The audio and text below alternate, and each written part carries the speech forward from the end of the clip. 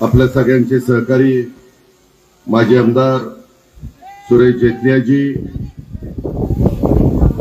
इथं राष्ट्रवादी काँग्रेस पक्षाच्या वतीने हे शहराचा उद्याच्या 5 वर्षाच्या करता प्रतिनिधित्व करणाऱ्या आमच्या नगराध्यक्षाचे उमेदवार सौभाग्यवती शांताबाई हिवाळे तसंच उपस्थित असणारे अरविंदराव चव्हाण, शिवाजीराव चोथे, नजीर काजी साहेब, आपले सतीश चव्हाणजी, नितीन जेतलियाजी, रवींद्र तौरजी, बरिरामजी कडपे, चंद्रकांतजी कारके, अविनाश शहाणे, अण्णासाहेब कंदारे, रयू कुरेशी, बाबासाहेब गाडगे, संजना पाडेवार, मंगलाताई पाटील, दिलीपराव चव्हाण, साकेत खतीब, मोईन कुरेशी, आर के खतीब, इंद्रजीत धनवर, सय्यद वसीम, सर्व इथं तुमच्या समोर बसलेले राष्ट्रवादी काँग्रेस पक्षाच्या घड्याळाचे चिन्ह घेऊन उभे असलेले आपले उमेदवार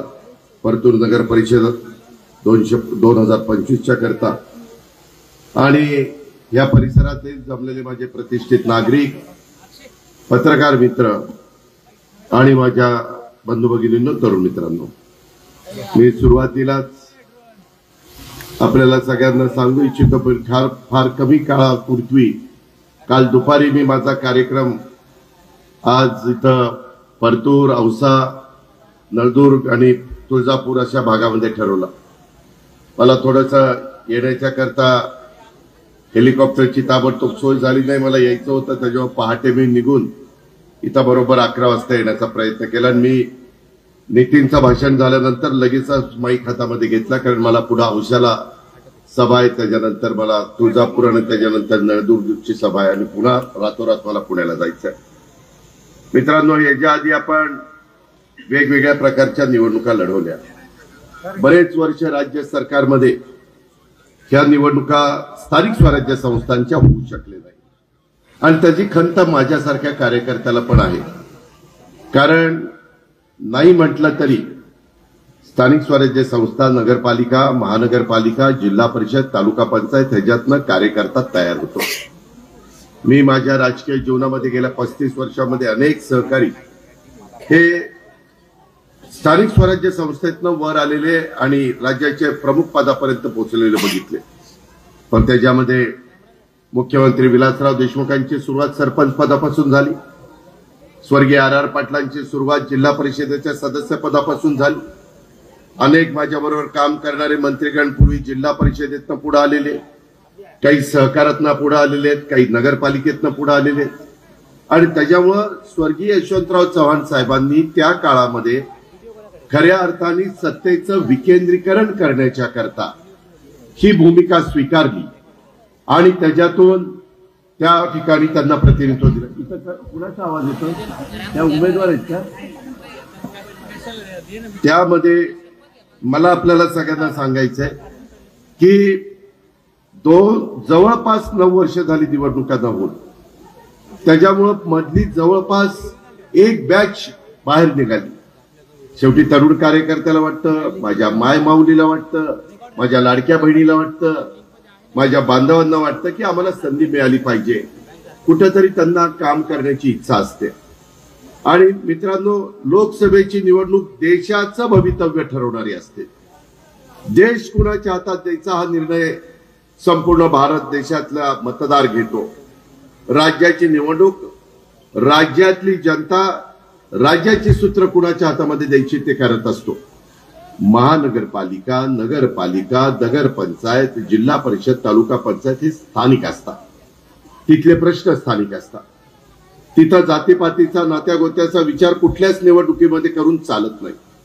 मी महाराष्ट्रामध्ये सगळीकडे फिरत असताना सांगतो, मी शिवशाहू फुले आंबेडकरांच्या विचारांनी पुढे गेलेला कार्यकर्ता आहे आणि त्या प्रकारे आज हिंदवी स्वराज्याचे संस्थापक छत्रपती शिवाजी महाराज असतील, स्वराज्य रक्षक छत्रपती संभाजी महाराज असतील, स्वराज्य जननी जिजाऊ माँसाहेब असतील, छत्रपती राजर्षी शाहू महाराज असतील, क्रांतीसूर्य महात्मा ज्योतिराव फुले असतील, महामानव डॉक्टर बाबासाहेब आंबेडकर असतील, त्याच्यामध्ये मौलाना आझाद असतील, पुण्यश्लोक अहिल्यादेवी होळकर असतील, क्रांतीज्योती सावित्रीबाई फुले, ह्या सगळ्या महान विभूतींना, अण्णाभाऊ साठे असतील, या सर्व महामानवांना, महान विभूतींना मी अभिवादन करतो। तसंच परतूरचं आराध्य दैवत पातेश्वर महादेव यांच्या चरणी देखील मी नतमस्तक होतो। शेवटी आपण जरी वेगवेगळ्या पद्धतीने काम करत असताना कुठे ना कुठे तुमची माझी श्रद्धा असते, श्रद्धेच्या ठिकाणी आपण नतमस्तक होतो, पण लोकांचे प्रश्न समजून घेत असताना कधी आपण जातीभेद करत नाही, सगळ्यांना बरोबर घेऊन जातो। तुम्ही पहा, स्वर्गीय यशवंतराव चव्हाण साहेबांनी हिंदवी स्वराज्याची स्थापना केली, त्या काळामध्ये देखील त्यांनी 18 पगड जाती 12 बलुतेदारांना बरोबर घेऊन हिंदवी स्वराज्याची स्थापना केली, रयतेचं राज्य केलं। त्या सगळ्या जाती धर्माचे लोक होते, कधी भेदभाव नव्हता। आज परतूरचं उदाहरण घ्या, इथं मोठ्या प्रमाणावर माझा अल्पसंख्याक समाज आहे। मगाशी नितीनने बोलत असताना सांगितलं, इथं वेगवेगळ्या समाजाला प्रतिनिधित्व देण्याचा प्रयत्न सुरेश जेटली यांच्या नेतृत्वाखाली राष्ट्रवादी काँग्रेस पक्षाने त्या बाबतीमध्ये केलेला आहे। आजपर्यंत ह्या शहरांनी अनेक वर्ष, जवळपास 3 दशक परतूर नगर परिषदेवर एक आमचे सुरेश जेटली साहेबांची एक हाती वर्चस्व आहे। 91 ते 2004 13 वर्ष या शहराचं प्रतिनिधित्व नगराध्यक्ष पदाचं प्रथम नागरिक या नात्याने जेटली साहेबांनी केलेलं आहे। त्यांची एक सामान्य लोकांशी घट्ट नाळ असल्याशिवाय कोणत्याही नगर परिषदेवर एखादी व्यक्ती 30-30 वर्ष एक हाती सत्ता राखणं ही काही सोपी गोष्ट नाही, हे येड्यागावळ्याचं काम नाही। मी पण काम करतो, मी आज बारामतीमध्ये 8-8 वेळेला निवडून येतो। काल माझे नगरपालिकेचे 41 उमेदवार आणि नगराध्यक्षाचा 42, त्याच्यातले 8 लोक काल मी बिनविरोध आमचे निवडून आणले। खरं तर 10 आले असते, परंतु थोडासा 3 वाजून वेळ गेली। शेवटी आम्ही लोकांशी जुळलं गेलो, लोक आमच्याशी जुळले गेलेले, आम्ही जमिनीवर पाय ठेवून चालणारी लोक आहोत, आम्ही भेदभाव करणारी लोक नाहीये। आणि म्हणून परतूरकरांनो, मला आपल्याला सगळ्यांना सांगायचे, मी मगाशी काहीतरी बोलताना चुकून स्वर्गीय यशवंतराव चव्हाण साहेबांनी हिंदवी स्वराज्याची स्थापना केली असं बोलून गेलो, माफ करा। छत्रपती शिवाजी महाराजांनी हिंदवी स्वराज्याची स्थापना केली आणि त्या हिंदवी स्वराज्याची स्थापना झाल्यानंतर त्यांनी त्या काळामध्ये ज्या पद्धतीनं राज्यकारभार केला, सर्वांना बरोबर घेऊन गेले। तसंच तुमच्या माझ्या महाराष्ट्राची निर्मिती झाल्यानंतर संयुक्त महाराष्ट्राचा मंगल कलश स्वर्गीय यशवंतराव चव्हाण साहेबांनी आणला, त्यावेळेस त्यांनी पण सांगितलं की मी महाराजांच्या रस्त्याने पुढे जाणार आहे आणि ह्या महाराष्ट्राला एक सर्वांगीण विकासाच्या बाबतीमध्ये अग्रेसर राज्य म्हणून देशामध्ये बनवणार आहे। आणि ते चव्हाण साहेबांनी देशाच्या उपपंतप्रधान पदापर्यंत त्यांनी मजल मारली। 1-2 वेळेला हुलकवणी पंतप्रधान पदाची त्यांना मिळाली, खरं तर त्यांना तशा पद्धतीची संधी होती, पण ते दिलदार व्यक्तिमत्व होतं, मोठ्या मनाचे होते, याची नोंद कृपा करून सर्वांनी ह्या बाबतीमध्ये घ्यावी। हिंदवी स्वराज्याची छोट्या छोट्या माणसाला पण माहिती आहे की युगपुरुष छत्रपती शिवाजी महाराजांनी स्थापना केली, रयतेचं राज्य केलं, रयतेचं राज्य स्थापन केलं। मित्रांनो, मी मगाशी तुम्हाला सांगत होतो की केवळ निवडणुकाच्या वेळी लोकांच्या दारामध्ये जाऊन मतं मागून चालत नसतं, तर सर्वसामान्य माणसांच्या सुखदुःखामध्ये कायम सोबत राहील तरच लोकांचं प्रेम त्याच्या वाट्याला येतं, आणि ते सुरेश जेटली साहेबांच्या वाट्याला तुम्ही दिलं। एकंदरीतच त्यांनी नेहमी लोकांच्या कल्याणाकरता ते झटत राहिले, त्यामुळं इतके लोक त्यांच्या सोबत आहे। आज इथं देखील काल संध्याकाळची मी वेळ दिली, निरोप दिला आणि आज सकाळची सभा आहे। तुमचे थोडेसे जेवढा प्रचार व्हायला पाहिजे होता तसं झालं नाही, पण मित्रांनो काळजी करू नका, कारण कालच अजून चिन्ह वाटप व्हायचंय। महाराष्ट्रातल्या अनेक माझ्या उमेदवारांना चिन्ह वाटप झालेलं नाही, जे वेगवेगळ्या राजकीय पक्षाचे त्यांना ते चिन्ह मिळालंय, ते आता आज दुपारी जाहीर होईल। पण आम्हाला वेळ मध्ये इतका कमी आहे, अवघे 10 दिवस राहिलेले। मला वाटतं 2 तारखेला सकाळी तुमचं मतदान आहे, म्हणजे 10व्या दिवशी मतदान आहे, आणि त्याच्यात महाराष्ट्रामध्ये 288 मतदारसंघामध्ये जिल्हा परिषद तालुका पंचायतीच्या निवडणुका आहेत। साहजिकच कार्यकर्त्याला वाटतं, उमेदवाराला वाटतं किंवा आमच्या पण प्रचाराला त्या बाबतीमध्ये आलं पाहिजे, म्हणून मी मराठवाड्यातनं सुरुवात या बाबतीतली केलेली ह्याची नोंद देखील माझ्या सर्व सहकारी मित्रांनी या निमित्तानं त्या ठिकाणी घ्यावी अशी माझी आपल्याला सगळ्यांना मनापासून विनंती आहे. मित्रांनो, नुसतं नियोजनबद्ध पद्धतीनं विकास करून चालत नाही. मी अनेक वर्ष आपल्या राज्याचा अर्थमंत्री म्हणून काम करतोय. अनेक वेळेला तुमच्या सगळ्यांच्या पाठिंब्यामुळे माझ्यासारखा कार्यकर्ता उपमुख्यमंत्री म्हणून 6 वेळेला झालेला आहे. आज राज्याची अर्थ कारण मी त्या ठिकाणी बघतो. राज्याची तिजोरी आज माझ्याकडे. आता बोलत असताना नितीनने वेगवेगळ्या गोष्टीचा उल्लेख केला, परंतु मी आपल्याला सांगतो की नियोजनबद्ध पद्धतीनं विकास करून फक्त चालत नाही, तर तो विकास सर्वसमावेशक असावा लागतो. इथं जर माझा मागासवर्गीय असेल तर त्यालाही त्या विकासाच्या मध्ये आपण सामावून घेतलं पाहिजे. इथं माझा अल्पसंख्याक समाज आहे त्यालाही तिथं सामावून घेतलं पाहिजे. इथं माझा भटका समाज आहे, ओबीसी समाज आहे, सर्वसाधारण समाज आहे, वेगवेगळ्या नाना रंगाची, नाना रंगाची, नाना जातीची, नाना धर्माची लोक ह्या महाराष्ट्रात राहतात, माझ्या परतूरच्या परिसरामध्ये राहतात. मित्रांनो, त्याकरता उद्याचं प्रतिनिधित्व करत असताना आपण चांगल्या विचाराच्या उमेदवारांना निवडून दिलं पाहिजे. आम्ही निवडून उमेदवार देत असताना सुरेश जेटली यांनी, राष्ट्रवादी काँग्रेस पक्षाने, आमच्या सगळ्या सहकारी मित्रांनी काही अनुभवी उमेदवार दिलेले, काही नवे चेहरे दिलेले. त्याच्यामध्ये तुम्हाला आमच्या संजना पांडेवार ह्या नव्या आहेत, खान अनवर उमर खान ह्या नव्या आहेत, खान अमीरीन बानो साजेद अली ह्या नवीन आहेत, अश्विनी गाते ह्या नवीन आहेत, आमचे पठाण नासिर खान जुमा खान ह्या नवीन आहेत, बागवान मोहम्मद सलीम मोहम्मद अय्यूब हे नवीन आहेत, आणि बाकीचे सगळे अनुभवी आहेत. आज नगराध्यक्ष देत असताना आज ते शहराचे प्रथम नागरिक म्हणून तुमचं प्रतिनिधित्व करणार आहे. त्यावेळेस बाबू हिवाळे यांनी 2 वेळेला या नगरपालिकेचं प्रतिनिधित्व केलंय. एक गरीब माणूस आहे, मातंग समाजामध्ये मोडतो, अतिशय चांगल्या पद्धतीनं सगळ्यांशी मिळून मिसळून राहतो. त्यांच्या धर्मपत्नी सौभाग्यवती शांताबाई ह्या 2 वेळेला पाठीमागे नगरसेविका होत्या. त्यांना अनुभव आहे कशा पद्धतीने, आणि जेटली साहेबांचं मार्गदर्शन आहे, त्यांचे आशीर्वाद आहे.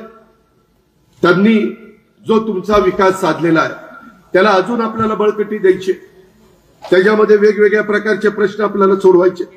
आणि मला विश्वास आहे आमच्या शांताबाई ह्या स्वतः ते काम चांगलं करतील. त्या स्वतः स्टेजवर इथं बसलेल्या आहेत. त्याचबरोबर बाकीचे सगळे आमचे नगरसेवक नगरसेविका हे अतिशय चांगल्या पद्धतीनं काम करतील. त्याही बद्दल आपण काही काळजी करू नका. आम्ही त्याच्यामध्ये सर्व घटकाला बरोबर घेऊन जाण्याचा प्रयत्न करेन. राष्ट्रवादी काँग्रेस पक्षाचा दृष्टिकोन देखील तसाच आहे. मी आपल्याला आवर्जून सांगतो की महायुतीच्या सरकारमध्ये काम करत असताना विकास झाला पाहिजे, लोकांचे प्रश्न सुटले पाहिजे. विरोधामध्ये राहून लोकांचे प्रश्न सोडवता येत नाही. आंदोलन करता येतात, मोर्चे काढता येतात, उपोषण करता येतात, परंतु त्याच्यातनं लोकांचे प्रश्न सुटत नाहीत. ही आपण सगळ्यांनी ध्यानामध्ये घेतलं पाहिजे. मित्रांनो, एकंदरीतच तुम्ही जर पाहिलं तर अल्पसंख्याक विभाग आणि तुमचा औकाफ विभाग हा आमच्या मुस्लिम बांधवांशी संबंधित येणारा विभाग आहे. त्याच्याबद्दल आम्ही नेहमीच झुकतं माप देण्याचा प्रयत्न केला. मागं हे खातं मी दत्तामाव भरण्यांच्याकडे दिलेलं होतं. नंतरच्या काळामध्ये हे खातं मी माणिकराव कोकाटे यांच्याकडे त्या बाबतीमध्ये दिलेलं आहे. एकंदरीतच अर्थसंकल्प ज्यावेळेस मी सादर करत असतो त्यावेळेस वेगवेगळ्या समाजाला कसं मला प्रतिनिधित्व देता येईल याबद्दलचा प्रयत्न, त्या घटकाला कसं आम्हाला न्याय देता येईल अशा प्रकारचा प्रयत्न माझा स्वतःचा त्या ठिकाणी चाललेला असतो. मी तुम्हाला आवर्जून सांगेन त्यामध्ये अल्पसंख्याक समाजाच्या करता अनेक महत्वाच्या गोष्टी करण्याचा प्रयत्न मी आणि आमच्या महायुतीच्या सरकारने केलेला आहे.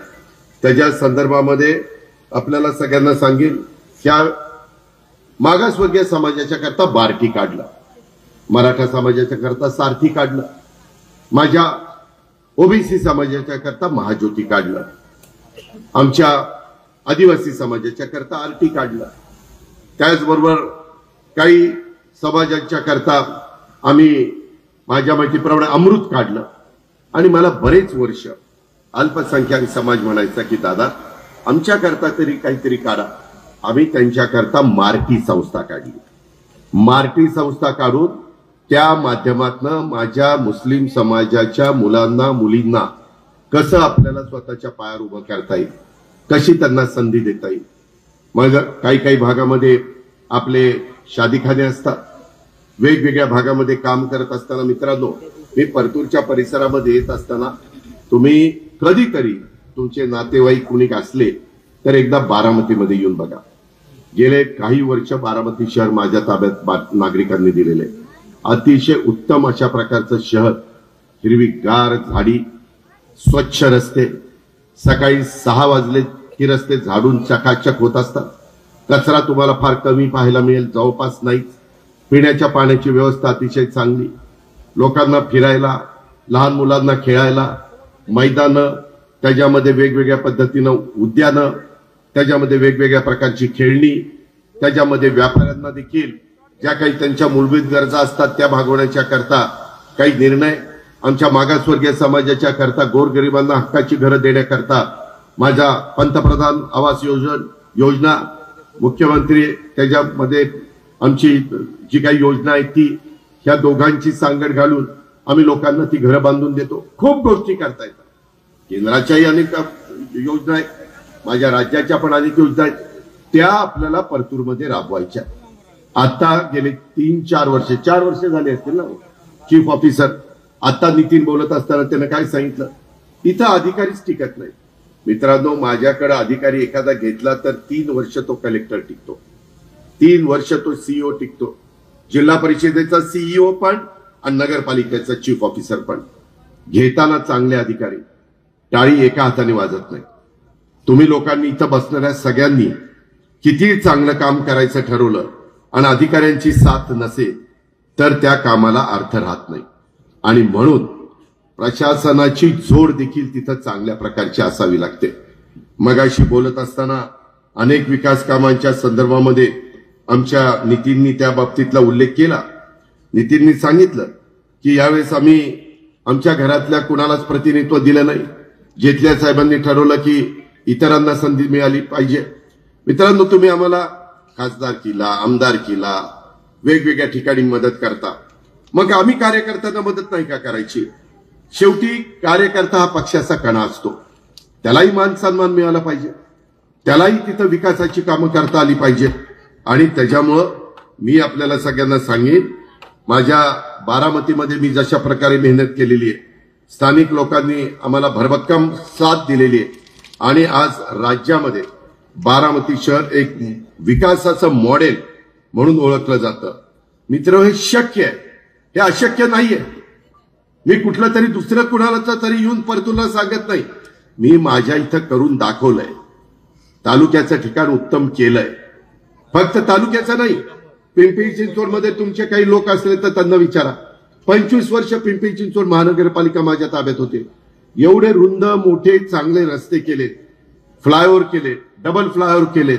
आता मेट्रोचं काम चाललंय, काही मेट्रो सुरू झालेली आहे, बीआरटी सुरू केलेली आहे, पब्लिक सर्व्हिस ट्रान्सपोर्ट चांगली देण्याचा प्रयत्न करतोय. वेगवेगळ्या गोरगरिबांना उंच उंच इमारती त्या ठिकाणी बांधलेल्या आहेत, त्याच्यामध्ये झोपडपट्टीमध्ये राहत असणाऱ्या गरिबाला हक्काचं घर मिळवून दिलेलं आहे. एसआरएच्या योजना राबवलेल्या आहेत. हे करता येतं, इच्छाशक्ती पाहिजे आणि तुम्हाला राज्य सरकारच्या साथ पाहिजे, निधी पाहिजे. सुरेश जेटली इतके दिवस काम करत असताना कधी काँग्रेसचं सरकार होतं त्या काळामध्ये त्यांना निधी मिळाला, त्याबद्दल दुमत नाही. परंतु नंतरच्या काळामध्ये थोडंसं निधीच्या बद्दलची कमतरता भासली. मी आज तुम्हाला सांगतो, आज आम्ही तुम्हाला जे उमेदवार दिलेले आहेत, घड्याळाचं चित्र ते आहे. उद्याच्या 2 तारखेला कुठलाही नात्यागोत्याचा विचार न करता घड्याळाच्या चित्राचं बटन दाबा. मी आपल्याला सांगतो, उद्याच्या 5 वर्षाच्या करता मी तुम्हाला निधीची कमतरता पडू देणार नाही, पण काम दर्जेदार झालं पाहिजे. मी माझ्या भागामध्ये तर सरळ जाहीरपणे पुणे जिल्ह्यात सांगतो, ज्याला कॉन्ट्रॅक्टरचं काम करायचंय त्यांनी पुढारपण करू नका. कॉन्ट्रॅक्टर बना, आणि ज्याला पुढारपण करायचंय त्यांनी कॉन्ट्रॅक्टर बनू नका, नाहीतर 30 पुढारी 30 कॉन्ट्रॅक्टर, मोजणार अधिकारी, अधिकाऱ्यावर ह्याचा दबाव, मग कामाचा दर्जा राहत नाही. कामाचा दर्जा केव्हा राहतो? दोरीवंब्यात काम आहे का, त्याच्यामध्ये कुठली काही अडचण आहे का, हे जर त्याच्यातला तज्ञ काम करत असेल तर ते त्या ठिकाणी राहत असतं. आणि म्हणून मला तुम्हाला सांगायचंय, जे मी बारामतीमध्ये घडवलं, जे मी पिंपरी चिंचवड सारख्या मोठ्या शहरामध्ये नियोजनबद्ध पद्धतीनं शहर ते उभं केलं, पिण्याच्या पाण्याची व्यवस्था केली, स्वच्छतेची त्या ठिकाणी व्यवस्था केली, तेच मॉडेल घेऊन आपल्याला आता राज्यभर त्या ठिकाणी पोहोचायचंय. म्हणूनच येणाऱ्या स्थानिक स्वराज्य निवडणुकीच्या निमित्तानं मला तुम्हाला सगळ्यांना सांगायचंय, राष्ट्रवादी काँग्रेस पक्षाला तुम्ही साथ दिली तर तिथं आम्ही बदल घडून आणू. आम्हाला त्याच्यातला अनुभव आहे, आम्ही करून दाखवलंय. आम्ही इथे ट्रायल घ्यायला आलेलं नाहीये, आम्ही करून दाखवलंय. ते माझ्या परतूरमध्ये मला पाहिजे, ते माझ्या औस्यामध्ये मला पाहिजे, ते माझ्या नळदुर्गमध्ये मला पाहिजे, ते आमच्या बुलढाण्यामध्ये आम्हाला पाहिजे, ते आमच्या सिंदखेड राज्यामध्ये आम्हाला पाहिजे. अशा वेगवेगळ्या भागामध्ये हे सगळं आपल्याला घडवायचंय. आणि म्हणून माझी आपल्याला सगळ्यांना विनंती आहे की जातीय सलोखा आपल्याला ठेवायचा. प्रत्येकाच्या वेगवेगळ्या जाती धर्माच्या सणामध्ये, त्यांच्या आनंदामध्ये आपल्याला एकमेकाला शुभेच्छा द्यायच्या, एकमेकाच्या सणामध्ये आपल्याला सहभागी व्हायचंय. ती महाराष्ट्राची परंपरा आहे. ती हिंदवी स्वराज्याचे संस्थापक छत्रपती शिवाजी महाराजांची शिकवण आहे. हे देखील आपल्याला विसरता येणार नाही. मित्रांनो, मधल्या काळामध्ये तुम्हाला सगळ्यांना माहिती आहे, एकंदरीतच केंद्राने पण आता स्मार्ट सिटीची योजना आणलेली आहे. त्या योजनेचा फायदा आपण उठवण्याचा प्रयत्न करू. मधल्या काळामध्ये पाऊस पडला. मी आता आमच्या सहकार्याला विचारत होतो की बाबू हिवाळीला तुझं काय परिस्थिती आहे? तो म्हणला, मी दादा साधारण वारकरी माळकरी सारखा माणूस आहे, मला कशाचाही नाद नाहीये, कशाचंही व्यसन नाहीये. 3.5 एकर जमीन आहे आणि ती जमीन इमानीद्वारे त्या ठिकाणी करतो. पहिला मुलगा मोठा आहे, मला वाटतं ग्रॅज्युएट आहे, वाटतं ग्रॅज्युएटच आहे ना, परंतु आता त्या दोघांना वाटले एकच मुलगा आहे म्हणून आता दुसरा मुलगा झाला. ती किती वर्षाचा आहे? ती 1 वर्षाचा आहे. फॅमिली प्लॅनिंग फार जोरात आहे त्याचं. ग्रॅज्युएट ती 1 वर्ष. आम्ही शिकलो नाही ते यायला, आम्ही वेगळेच नाही. मित्रांनो, गमतीचा भाग जाऊ द्या, पण मला एक सांगायचं की तो त्याचा प्रपंच चांगला करतोय. मला जेठल्या साहेब सांगत होते गाडीतनं येताना, दादा तो तिथं जे काही काम आहे तो चांगलं इमारी इतबारी करीत. परतूरकरांचं प्रतिनिधित्व करत असताना शांताबाई करणार आहे, पण बाबू त्यांच्या पाठीशी. त्यामध्ये शांताबाई आणि बाबू हे काम करत असताना कुठेही परतूरकरांच्या विश्वासाला तडा जाऊ देणार नाही. हे मी तुमच्या सगळ्यांच्या देखत सांगतो. तुमचा कुठेही विश्वासघात होणार नाही. तुम्हाला 5 वर्षात असं कधी मनात येणार नाही आम्ही केलेली कुठेतरी वेगळी चूक झाली का काय. आणि जे काही अनुभवाचे शिदोरी आमच्या जेठल्या साहेबांच्याकडे आहे, त्यांचा अनुभव आणि माझं पाठबळ या जोरावर आपण इथली मगाशी नितीननी सांगितलेली जी कामं आहेत ती कामं अधिक वेगाने पुढे नेण्याचं काम हे निश्चितपणे त्या बाबतीमध्ये करू. हा देखील विश्वास मी आपल्या सगळ्यांना देतो. मधल्या काळामध्ये अतिवृष्टी झाली, खूप पाऊस पडला, अक्षरशः होत्याचं नव्हतं झालं आणि त्याच्यातनं पहिलं आम्ही साधारण 30,000 कोटीचं पॅकेज दिलं. परंतु दिवाळीच्या नंतर पण परत पाऊस पडला. माझं सोयाबीन असेल, माझा कापूस असेल, माझा कांदा असेल, माझ्या फळबागा असतील, माझी इतर पिकं असतील, त्या पिकांचं शेतकऱ्यांचं मोठ्या प्रमाणात नुकसान झालं. आणि त्याच्यातून नंतर पुन्हा 10,000 कोटी रुपयाची त्याच्यामध्ये वाढ केली. 40,000 कोटी रुपयाचे पीक नुकसानीच्या संदर्भातलं आपत्ती व्यवस्थापन 2 हेक्टर होतं ते 3 हेक्टर पर्यंत आपण नेलं. आणि पूरग्रस्त अतिवृष्टी बाधित तालुक्यातील माझ्या शेतकऱ्यांच्या पाठीशी सरकार मजबूतीनं उभं राहिलं. आणि त्याच्यातून निश्चितपणे शेतकऱ्यांचं जीवनमान कसं पुन्हा उंचवता येईल, त्याच्यामध्ये हवामानातील बदलांना कसं तोंड आपल्याला देता येतील, त्याकरता आता आम्ही कृषी समृद्धी योजना त्या ठिकाणी आणलेली आहे.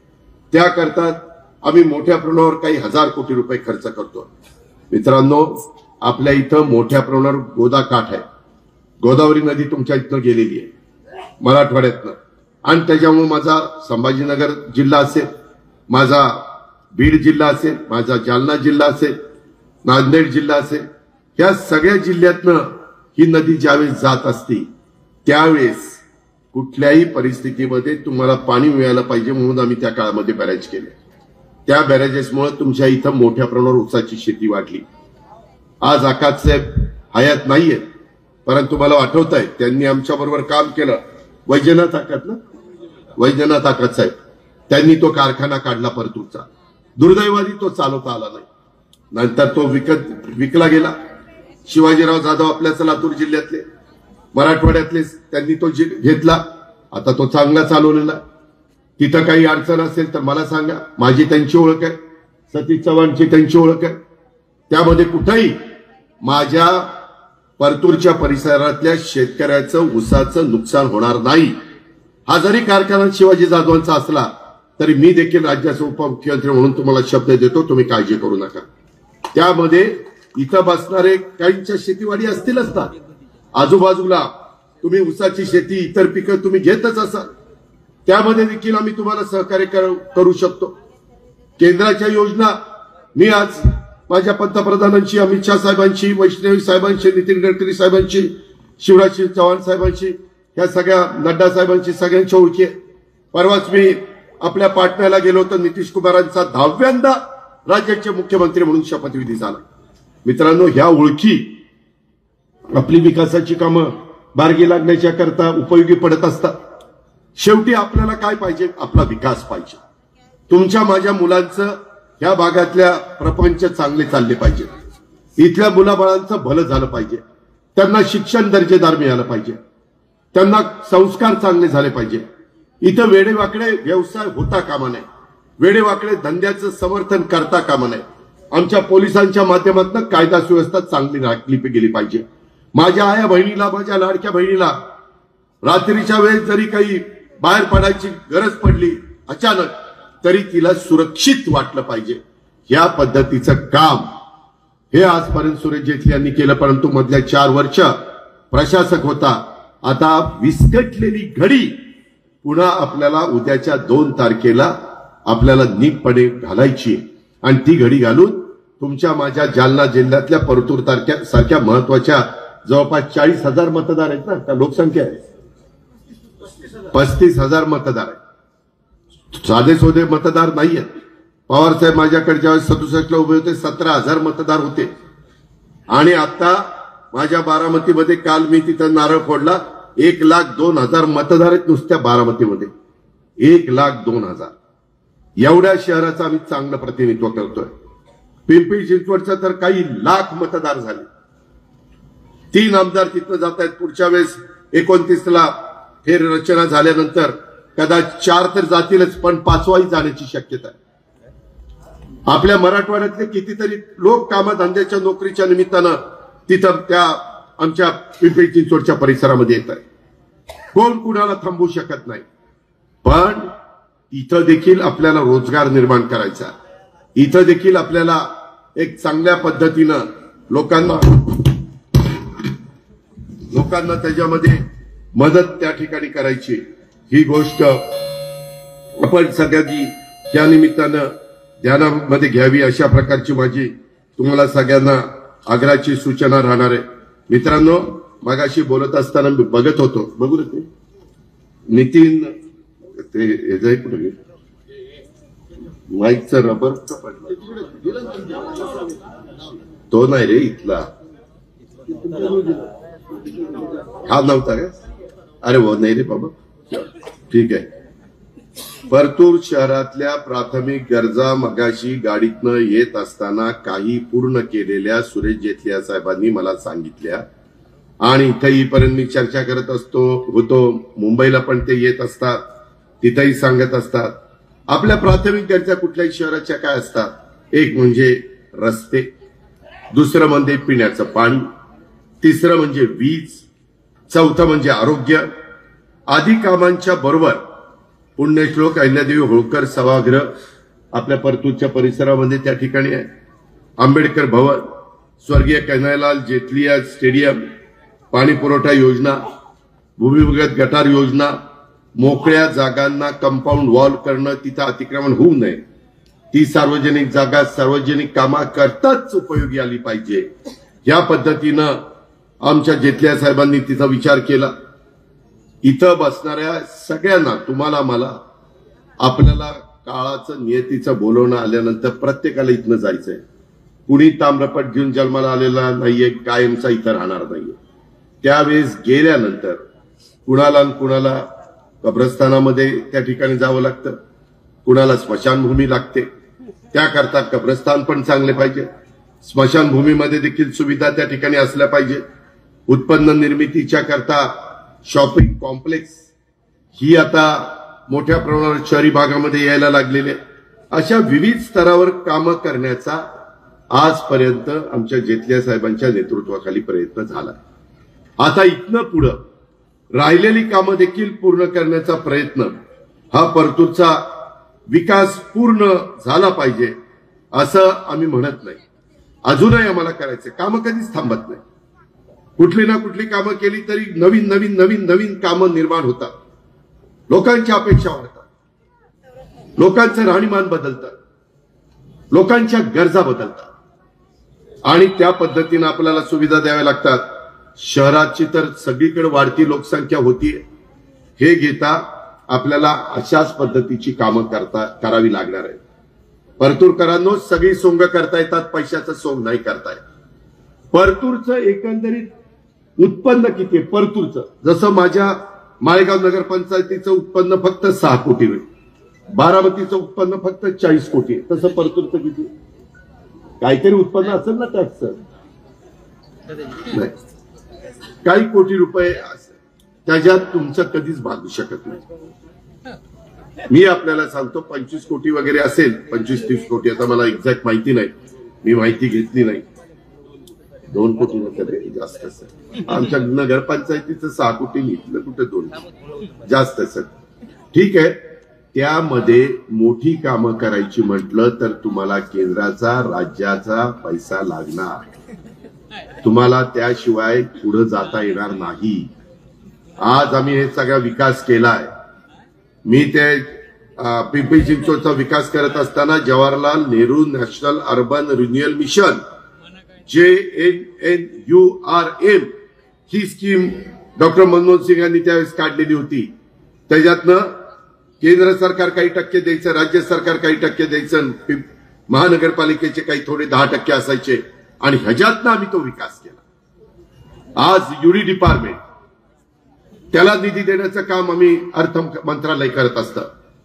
उद्याच्याला आपल्याला कामं करायची म्हटलं, किंवा मी मगाशी नितीननी मी अनेक योजनांचा उहापोह केला परतूरकरांनो, तो आपल्याला साध्य करायचा असेल तर मला तुम्हाला सांगायचं की या बाबतीमध्ये तुम्हाला कोण आर्थिक पाठबळ देईल याचा विचार त्या ठिकाणी केला पाहिजे. त्याच्यामध्ये तुम्हाला एकच गोष्ट डोळ्यासमोर येईल, ती म्हणजे अर्थ खातं. जसं आपण म्हणतो जेवायला पंगत बसल्यानंतर वाढपी ओळखीचा असला पाहिजे. वाढप्या ओळखीचा असला की जरा पंक्तीत पोटभर जेवायला मिळतं. तसं आता मी वाढप्या म्हणून तुमच्याकडे आलो. आता किती जेवायचं किती काय घ्यायचं ते तुमच्या हातात. मित्रांनो, अल्पसंख्याक बांधवांचं मागासलेलं पण दूर करण्याच्या करता जसं मी मगाशी सांगितलं मार्टी आणलं, तसं मौलाना आझाद अल्पसंख्याक आर्थिक विकास महामंडळाचं भांडवल 700 कोटीवरून 1000 कोटी रुपये करण्याच्या संदर्भातला निर्णय आम्ही घेतला. त्याच्यामध्ये मुश्ताक अंतुले, आपले AR अंतुले साहेब होते, त्यांचे जावई, त्यांना त्या महामंडळाचा मौलाना आझाद अल्पसंख्याक आर्थिक विकास महामंडळाचा अध्यक्ष केलेला आहे. शैक्षणिक कर्जाची मर्यादा वेगवेगळ्या समाजाच्या मुलांना चांगल्या पद्धतीने वाढवली. आमच्या अल्पसंख्याकांना 5 लाख रुपये होती, 5 लाखावरून ती 20 लाख रुपयाच्या पर्यंत वाढवण्यात आली.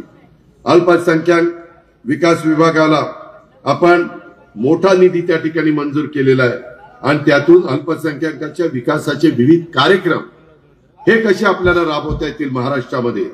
अल्पसंख्याक महिलांच्या करता नवीन 2800 बचत गट तयार करण्याचा निर्णय आपल्या विभागाने घेतलेला आहे.